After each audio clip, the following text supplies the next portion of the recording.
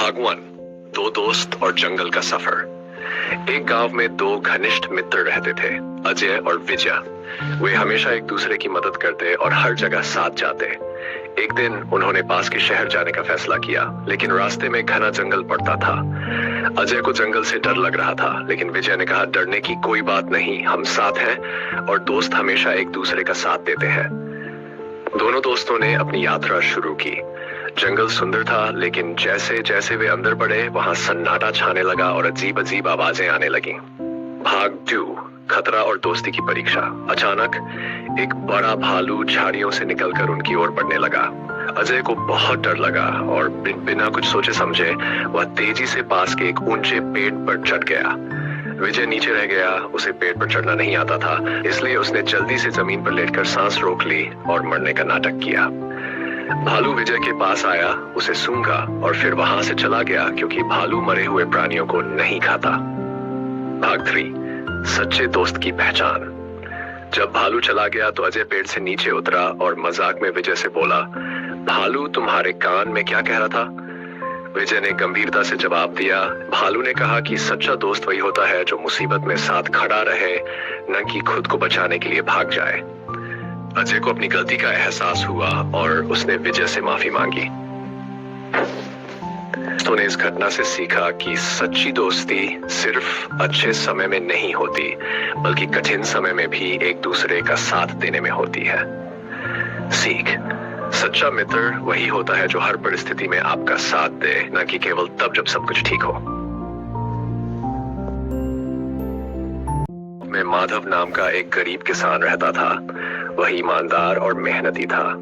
उसकी एक छोटी सी खेती थी, जिससे वह अपनी बच्चों का पेट भरता था। हालांकि उसकी आमदनी बहुत कम थी, फिर भी वह हमेशा सच्चाई और ईमानदारी का पालन करता था। एक दिन माधव अपनी खेती का काम निपटाकर गांव के बाजार गया। उसने कुछ अनाज और जरूरी सामान खरीदा और वापस लौटने लगा। रास्ते में उसे एक सोने के सिक्कों से भरा थैला पड़ा मिला। उसने थैले को उठाकर देखा तो उसकी आंखें आश्चर्य से फैल गईं। अरे, इसमें तो बहुत सारे सोने के सिक्के हैं, उसने मन में सोचा। कुछ देर के लिए उसके मन में लालच आया, लेकिन फिर उसने खुद से कहा, यह मेरा धन नहीं है, किसी और का होगा और उसे इसकी सख्त जरूरत होगी। मुझे इसे इसके असली मालिक को लौटाना चाहिए। ईमानदारी की परीक्षा। माधव गांव के चौक पर गया और जोर से पुकारा, क्या किसी का सोने के सिक्कों का थैला खो गया है? गांव के लोग हैरानी से उसकी ओर देखने लगे। उनमें से एक सेठ धनराज, जो गांव का सबसे अमीर व्यापारी था, वह दौड़ते हुए आया। वह बहुत परेशान दिख रहा था। हाँ, वह थैला मेरा है, सेठ ने घबराए हुए कहा। माधव ने ईमानदारी से थैला आगे बढ़ाया और कहा, लीजिए सेठ जी, ये आपका धन है, ये मुझे रास्ते में मिला था। सेठ धनराज ने थैला खोला और सिक्कों को गिना। उसकी आंखें लालच से चमक उठी। उसने कहा, लेकिन इसमें तो कुछ सिक्के कम हैं, जरूर तुमने कुछ सिक्के चुरा लिए होंगे। गांव के लोग ये सुनकर हैरान रह गए। माधव को बहुत दुख हुआ, लेकिन उसने शांति से कहा, सेठ जी, मैं एक गरीब किसान हूँ, लेकिन चोरी करना मेरे संस्कारों में नहीं है। मैंने थैला जैसा मिला था वैसा ही लौटा दिया। सेठ ने गुस्से में पंचायत में जाने की धमकी दी। मामला गांव के मुखिया के पास पहुंचा। सच्चाई की जीत। गांव के मुखिया ने दोनों की बातें सुनी और फिर माधव से पूछा, क्या तुमने थैले को खोलकर देखा था? माधव ने सिर हिलाया, नहीं सरकार, मैंने थैले को खोला तक नहीं। मुखिया ने फिर सेठ से पूछा, क्या तुम विश्वास से कह सकते हो कि यह तुम्हारा ही थैला है? सेठ ने जल्दी से कहा, हाँ बिल्कुल, मेरे थैले में बहुत सारे सिक्के थे। मुखिया मुस्कुराए और बोले, अगर माधव ने थैला नहीं खोला तो उसे कैसे पता चलेगा कि इसमें कितने सिक्के थे? इसका मतलब यह हुआ कि तुम झूठ बोल रहे हो, सेठ जी। गांव के लोग सेठ की चालाकी समझ गए और उसकी निंदा करने लगे। सेठ शर्मिंदा हो गया और अपना सिर झुका लिया। मुखिया ने फैसला सुनाया, माधव ने ईमानदारी दिखाई है, इसलिए यह धन अब उसी का होगा। माधव ने हाथ जोड़कर कहा, सरकार, मैं इसे नहीं ले सकता, मैं सिर्फ अपनी मेहनत की कमाई पर जीना चाहता हूं, आप इसे किसी गरीब की मदद के लिए इस्तेमाल करें। कहानी की सीख। ईमानदारी सबसे बड़ा धन है। भले ही दुनिया में कोई भी धोखा देने की कोशिश करे, लेकिन सच्चाई और ईमानदारी की हमेशा जीत होती है। बार की बात है, अनंत आकाश में असंख्य तारे चमक रहे थे। उन्हीं में से एक छोटा सा तारा था जिसका नाम था जिंकू। जिंकू नटखट और हंसमुख था, लेकिन उसके मन में एक खास ख्वाहिश थी। वह चांद से मिलना चाहता था। एक रात जिंकू ने अपनी दादी तारा से पूछा, दादी क्या मैं कभी चांद से मिल पाऊंगा? दादी मुस्कुराई और प्यार से बोली, अगर तुम सच्चे मन से चमकोगे और धैर्य रखोगे तो चांद खुद तुम्हारे पास आएगा। जिंकू ने यह बात अपने दिल में बसा ली। उसने ठान लिया कि वह सबसे तेज चमकेगा। वह रोज नई नई रोचक कहानियां सुनता, अच्छे काम करता और अपने तरह मित्रों की मदद करता। उसकी अच्छाई और मेहनत का असर यह हुआ कि उसकी चमक दिन ब दिन बढ़ती गई। फिर एक रात जब आकाश पूरी शोभा में था, चांद ने जिंकू को बेहद उज्जवल चमकते हुए देखा।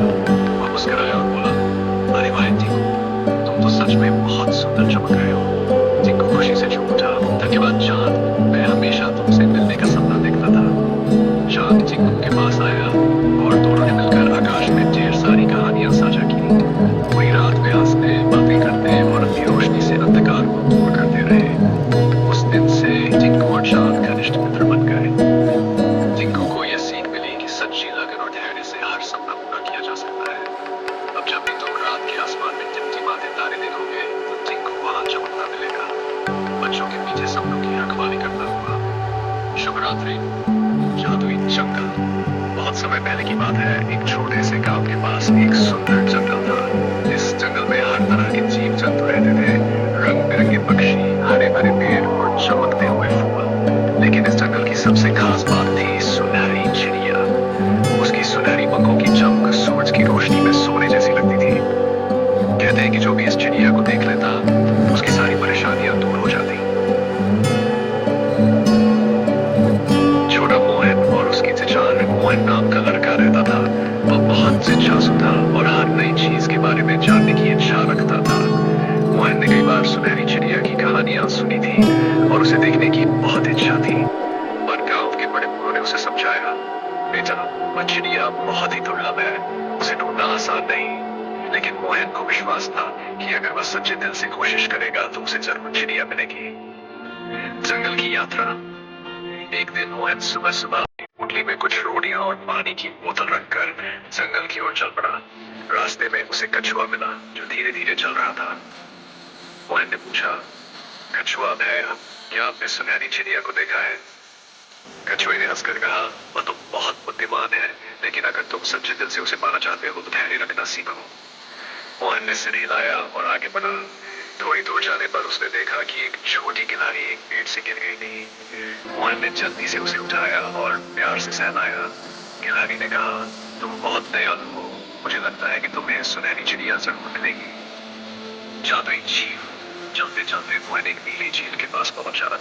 झील का पानी इतना साफ था कि उसमें आसमान की परछाई दिख रही थी। तभी झील के पानी से एक जलपरी निकली और बोली, मोहन अगर तुम सुनहरी चिड़िया को पाना चाहते हो तो अपने दिल की अच्छाई बनाए रखना। मोहन ने वादा किया कि वह हमेशा अच्छा इंसान बनेगा।